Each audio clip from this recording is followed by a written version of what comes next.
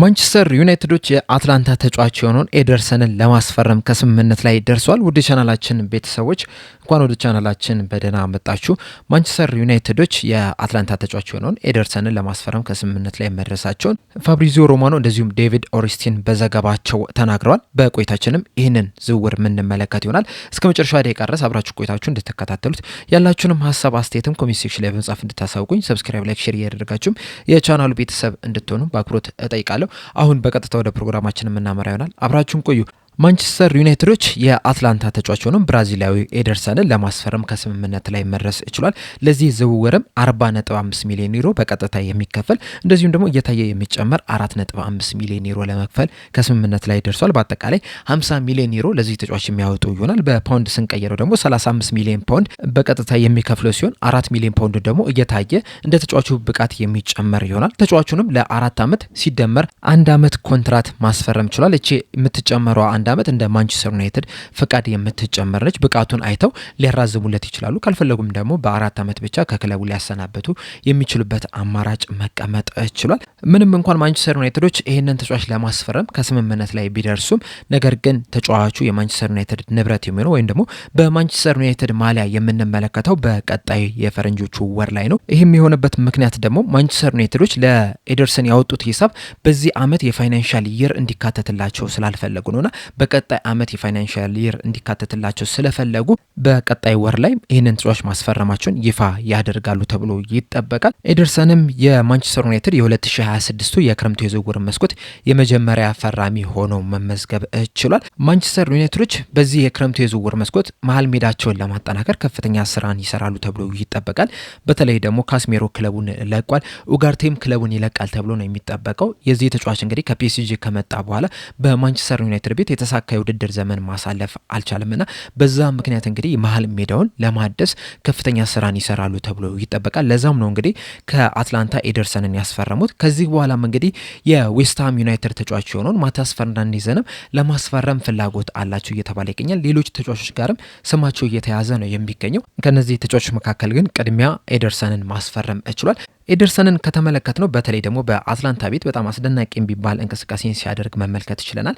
በተለይ ደግሞ አትላንታዎች 2023/24 የውድድር ዘመን ላይ የኢሮፓ ሊግ ዋንጫን በሚያነሱበት ሰዓት የኤደርሰን ሚና በጣም ላቅ ያለ ነው የነበረው። በእርግጥ ብዙ አይን ውስጥ የሚገባ አይነት ተጫዋች አይደለም። ነገር ግን ደግሞ አይን ውስጥ ባይገባም እንኳን ራሱ ከኋላ በመሆን ለቡድን አጋሮቹ በጣም ከፍተኛ ሚና የሚጫወት ተጫዋች ነው። የቡድን አጋሮቹ በነጻነት እንዲጫወቱ ይህ ተጫዋች እንግዲህ ብዙ ጥረቶችን የሚያደርግ ተጫዋች ነው። ቅድም እንዳልኳችሁ በ2023/24 የውድድር ዘመን ላይ አትላንቶች የኤሮፓ ሊግ ዋንጫ ማንሳት ይችላል። ለዋንጫ ከመድረሳቸው በፊት ግን በአንፊልድ ሊቨርፑልንም የገጠሙበት አጋጣሚ ነበርና በዛ ጨዋታ ላይ አትላንቶች ነበሩ አሸንፈው መውጣት የቻሉት። እናም ያንን ጨዋታ በደንብ ከተመለከታችሁት መለስ ብላችሁ የምታገኙት ከሆነ በደንብ ካያችሁት የዚህ ተጫዋች ሚና በጣም ላቅ ያለ ነው የነበረው።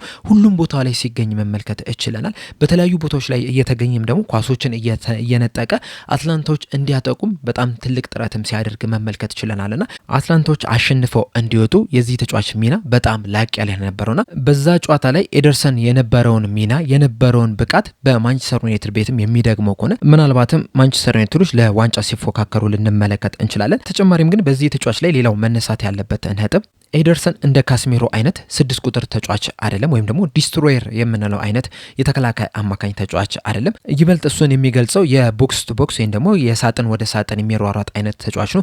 እንደዚሁም ደግሞ 8 ቁጥር ሆኖ ነገር ግን ደግሞ 6 ቁጥር ቦታ ላይ መጮት የሚችል አይነት ተጫዋች ነው ብለን ነው ልንገልጸው የምንችለውና ተፈጥሯዊ የ6 ቁጥር ቦታ ተጫዋች አይደለም። ነገር ግን ደግሞ በማንቸስተር ዩናይትድ ቤት ምናልባትም ከሜኑና ከብሩኖ ፈርናንዴዝ ጋር ጥሩ የሚባል ጥምረትን ሊያስመለክተን ይችላል። ከኳስ ጋር በጣም ምቾት የሚሰማው ተጫዋች እንደመሆኑ መጠን ደግሞ በዚህ ሰዓት ብዙ ክለቦች ለሚጫወቱት የጨዋታ ስታይልም የሚሆን አይነት ተጫዋች ጭምር ነው። በተጨማሪም ደግሞ ብዙ ጊዜ የአንድ ለአንድ ግንኙነቶችን ማሸነፍ የሚችል ተጫዋች ነው። እንደዚሁም ደግሞ በጣም በፕሬዠር ውስጥ ወይም ደግሞ በጫና ውስጥም ብዙ ጊዜ ኳሶችን የማይቀማ ጫናዎችን መቋቋም የሚችል አይነት ተጫዋች ነው።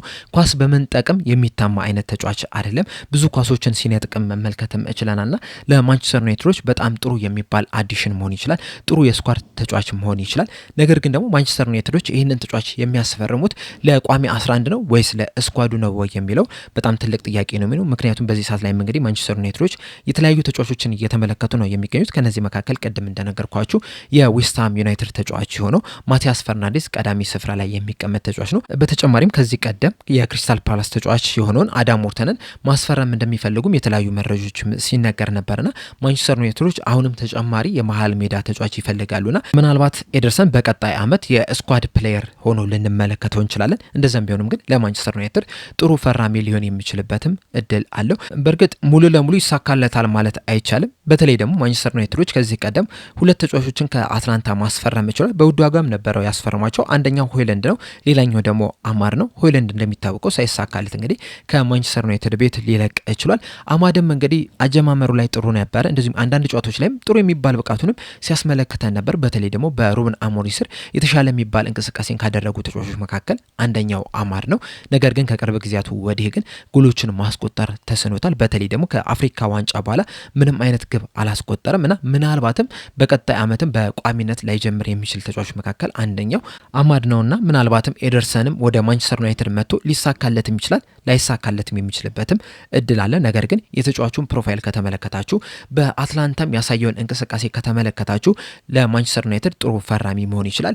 ኢቨን በቋሚነት ባይጀምርም እንኳን ራሱ ከተቀያሪ ወንበር ላይ ተነስቶ እየገባ ለማንቸስተር ዩናይትዶች በጣም ትልቅ ጠቀሜታ ይሰጣል ተብሎ ነው የሚጠበቀው። በተለይ ባለፈው ሲዝን 3ኛ ደረጃን ይዞ ማጠናቀቃቸውን ተከትሎ በቀጣይ ዓመት የሻምፒየንስ ሊግ ተሳታፊ ናቸውና በፕሪሚየር ሊጉ በኤፍኤ ካፕ በካራባኦ ካፕ እንደዚሁም ደግሞ በሻምፒየንስ ሊግ ለመሳተፍ እንደዚሁም ለመፎካከር ከፈለጉ ደግሞ በጣም ጠንካራ የሚባል ስኳድ ያስፈልጋቸዋል። እናም ኤደርሰንን ከአትላንታ ማስፈረማቸው ትክክለኛ ውሳኔ ነው። ነገር ግን ደግሞ ኤደርሰን ብቻ ለማንቸስተር ዩናይትድ በቂ ነው ብዬ አላስብም። አሁንም ተጨማሪ ተጫዋቾች የግድ ያስፈልጋቸዋል።